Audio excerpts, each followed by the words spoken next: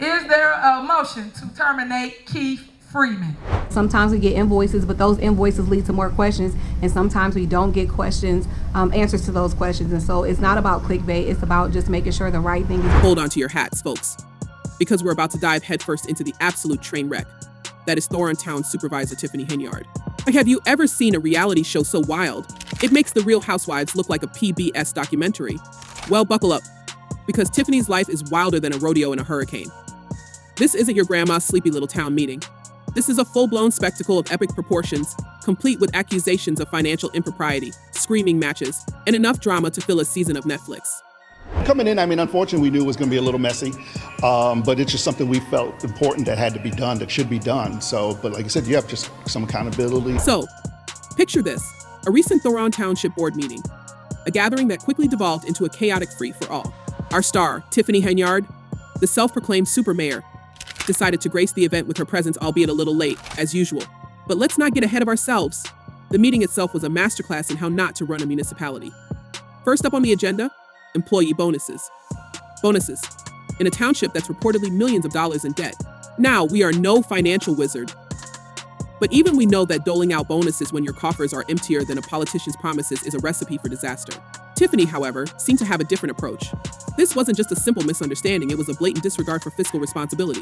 The sheer audacity of suggesting bonuses when the township is allegedly drowning in debt is astounding. But wait, there's more. Following the bonus bonanza, Tiffany unveiled her next brilliant idea, a 100% tax refund for all homeowners. A $2.2 million giveaway. Now, we are all for helping out residents, but when your town is facing a financial crisis, throwing around millions of pounds like confetti at a parade seems a little excessive, wouldn't you say? An illegal appointment. That's what the trustees I talked to are calling this. They say the news took them by surprise, and now they're talking to legal counsel to figure out their next steps. And here's where it starts to get really messy. Henyard didn't just stop at being Dolton's mayor. Oh no. She also took on another role as the supervisor of Thoron Township, which is basically the equivalent of running two jobs, except instead of working twice as hard, she seems to be double dipping into taxpayer money. We're talking about luxury travel, fancy dinners, and, oh yeah, a whole lot of first-class flights on the public's dime, of course. And while she's out here spending like there's no tomorrow, her village and township are sinking deeper and deeper into debt. Let's rewind a bit. Back in 2022, Dolton had a general fund balance of over $5 million. Sounds like a healthy budget for a small town, right? But fast forward to May 2024, and that fund is in a $365 million deficit. We mean, it's almost like the money just vanished into thin air. Except it didn't. It went to things like an Amazon purchase worth $43,000 in a single day. Who spends that kind of money on Amazon, especially with taxpayer dollars? And that wasn't all. Henyard's team also racked up more charges at places like Target, Walgreens, and even Wayfair, where she apparently had no problem dropping nearly $8,000. For what, exactly? Your guess is as good as mine, because there are rarely any receipts to explain these purchases. It's like the village's credit cards are her personal shopping spree fund. For a year now, we've been reporting on questionable spending by a South suburban politician named Tiffany Henyard, but we only knew half the story. And let's not forget the travel expenses. Henyard and her crew didn't just fly around the country for business. Oh no, they did it in style. First-class flights, luxury hotels, and not just any hotels. We're talking the Four Seasons in Atlanta and the Marriott Marquis in Times Square, New York. These trips alone cost the taxpayers more than $22,000. Imagine that. You're living in a town where the median income is around $24,000 a year, and your mayor is blowing almost that much on a single trip. But when asked about it, Henyard's response was basically, everything we do is for the people. We are sorry. But who are these people? Because it sure doesn't look like any of that spending is making life better for the folks in Dolton. What's even more outrageous is that while she's living it up in first class, the town is struggling to pay its bills. Vendors haven't been paid. Checks are sitting around unzin. And there's talk that the village might not even be able to make payroll. And the cherry on top, 2 police officers in Dolton somehow earned more in overtime than their annual salaries.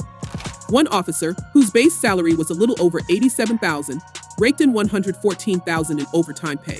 Another officer, with a base salary of $73,000, earned an additional $102,000 in overtime. Like, how is that even possible? It's almost like the whole system is being gamed.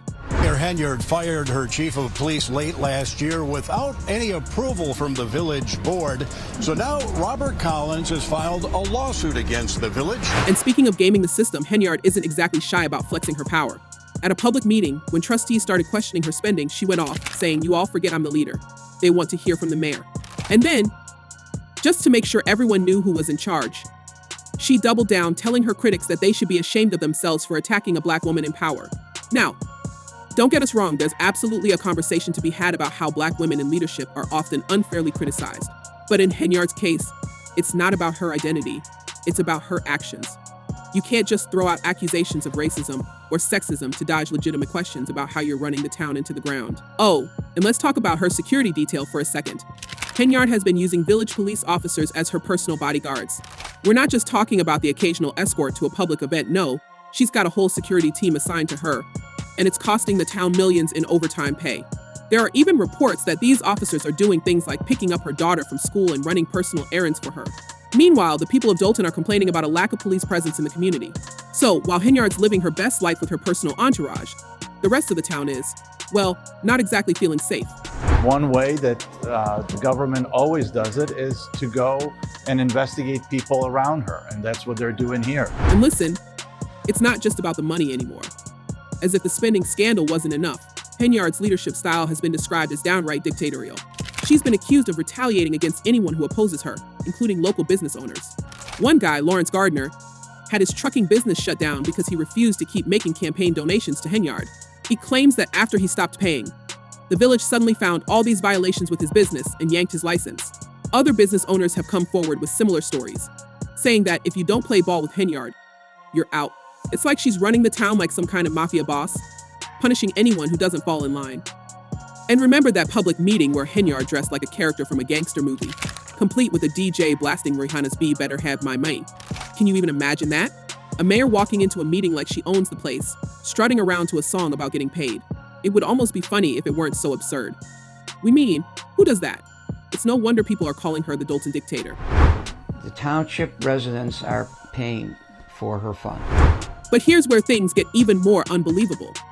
Despite all the chaos, despite the lawsuits, the unpaid bills, the FBI investigation, Henyard has the audacity to announce that she's running for re-election. Yes, you heard that right. She's actually planning to run again in 2025, and she's acting like she still has the support of the people, according to her. The residents of Dolton will give her their overwhelming support and mandate. We don't know what world she's living in, but back here in reality, the people of Dolton are fed up. They've been holding protests, trustees are filing lawsuits against her, and even her former allies are jumping ship.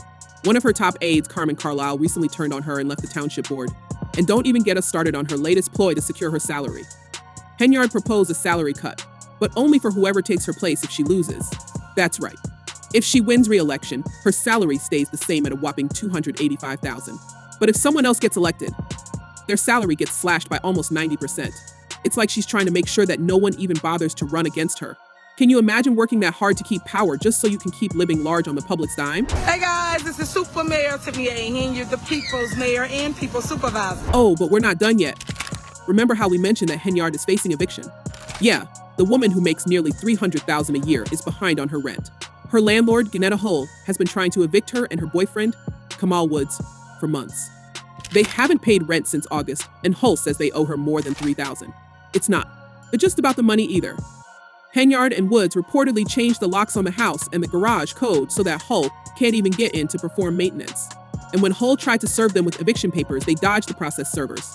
We mean, how do you make that much money and still end up getting evicted? It's honestly mind-boggling. Hull, who once considered Henyard a friend, says she's at her wit's end. She's out here losing money while Henyard is living rent-free and dodging responsibility. Hull even said she regrets renting to Henyard in the first place. And who can blame her? We mean, imagine thinking you're renting to a respectable public official and then finding out they're behind on rent while they're out there racking up credit card bills on Amazon and staying in 5-star hotels. Now she's teasing a big announcement that she claims will result in some of her opponents being arrested and charged. And here's the kicker: Henyard doesn't seem to care. During a recent Facebook Live rant, she went off on her critics, saying that she's been unfairly targeted and that she's going to start pressing charges against her opponents. She didn't specify what charges, of course, but she made it clear that she's not backing down. In her mind, she's some kind of untouchable super mayor, and everyone else is just out to get her. It's like she's living in her own reality, completely disconnected from the mess she's created in Dolton. So what do you think? Is Tiffany Henyard just a misunderstood leader trying to do her best in a tough situation? Or is she really the Dolton dictator that everyone's making her out to be? And more importantly, how much longer can she keep this up before everything finally comes crashing down? Let us know in the comments, because this saga is far from over.